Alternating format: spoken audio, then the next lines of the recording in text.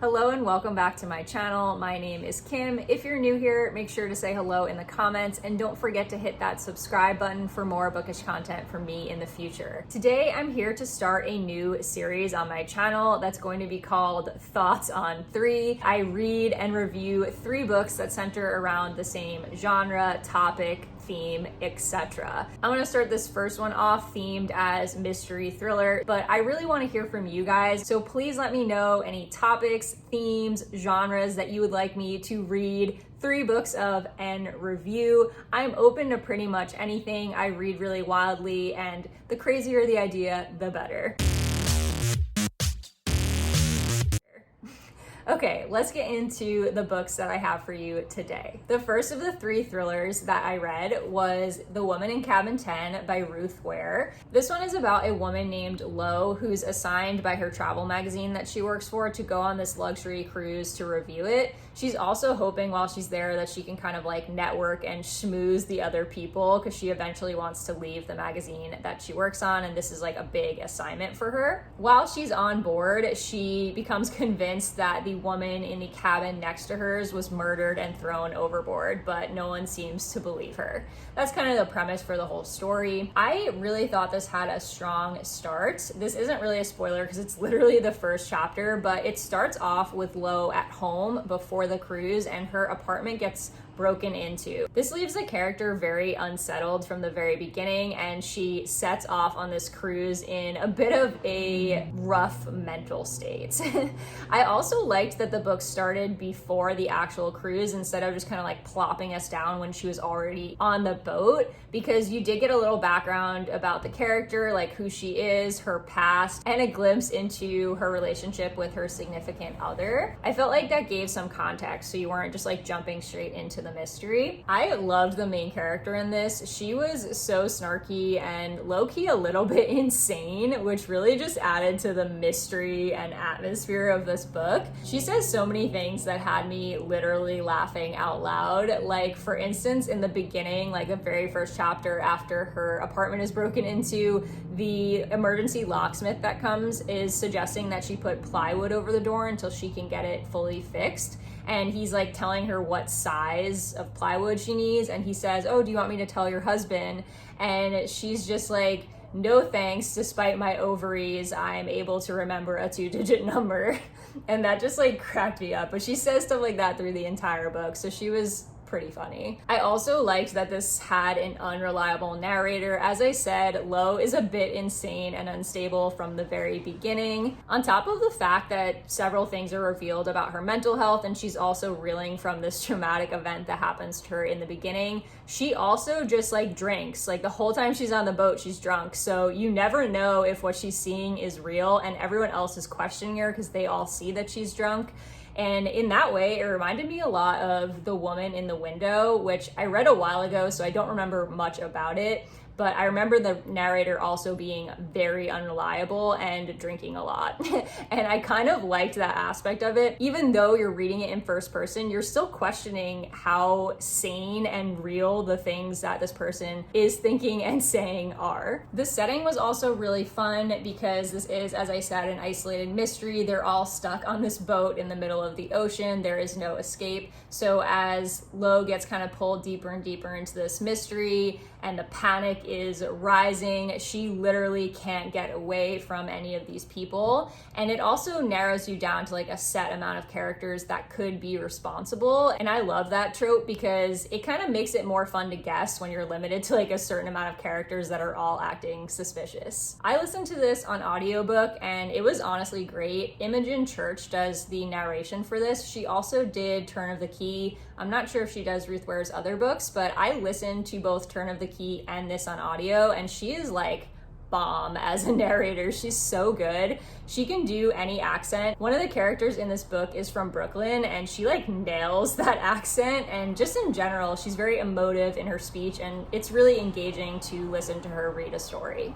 In the end, I ended up giving this one 4 out of 5 stars. Next, I read The Last by Hanna Jameson. This one is described as a dystopian psychological thriller. I would describe it more as a literary thriller. I think I went into this with very different expectations than what it actually was, and I think that it's kind of poorly marketed for that reason. This one is about a guy named John. He's American, and he's stranded at a Swiss hotel. While he's at a conference with work, his family is back in the United States and a nuclear war happens. And so he gets stuck there with 20 other survivors.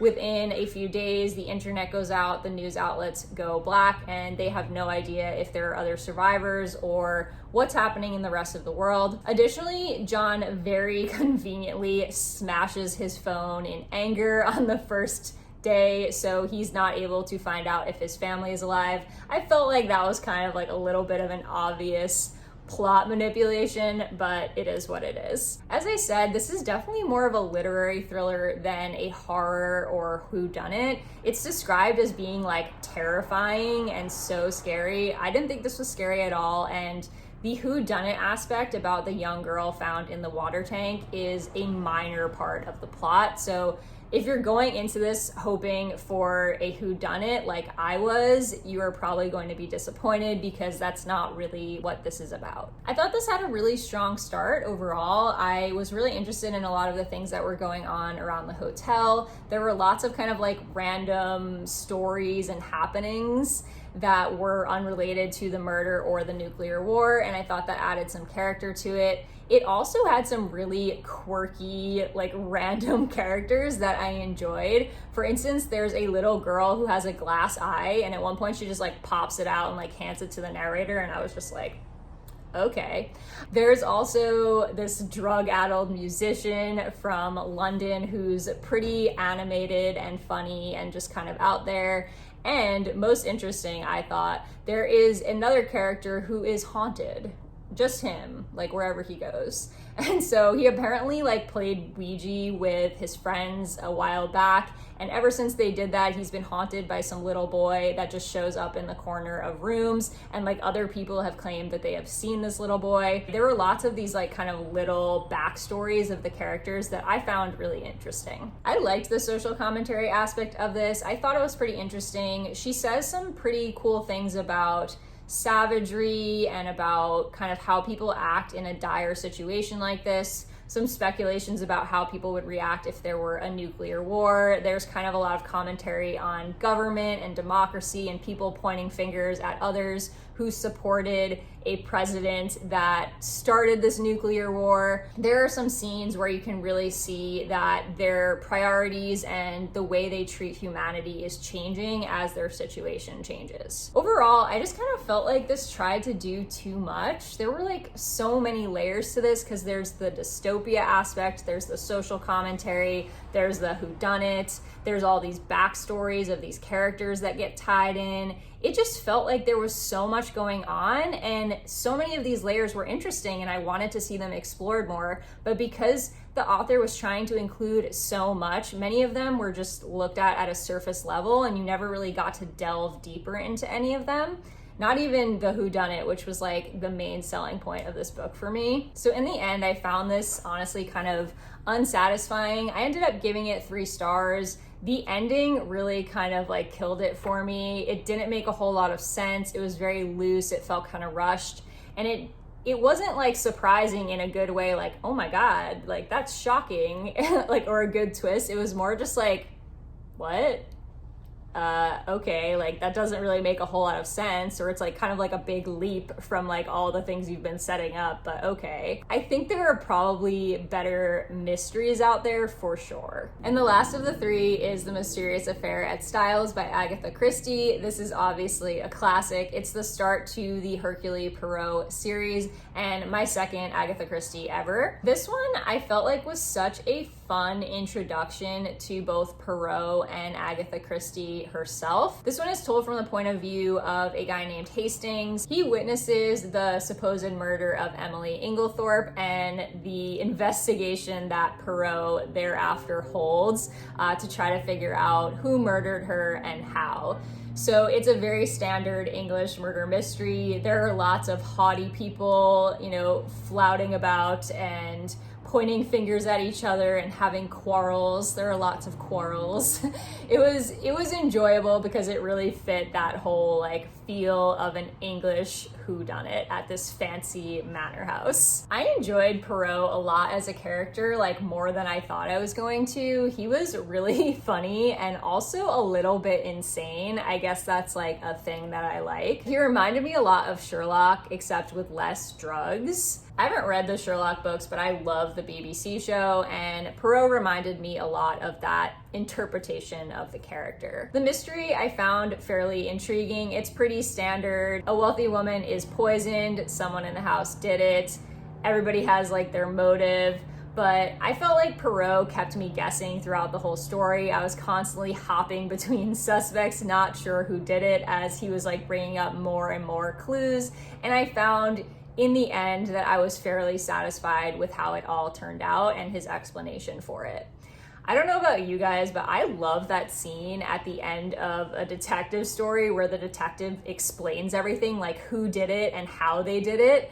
I think it's because it reminds me a lot of the movie Clue, which is honestly one of my favorite movies of all time. If you have not seen that movie, literally stop watching this video and go watch Clue the movie, because it is honestly a classic.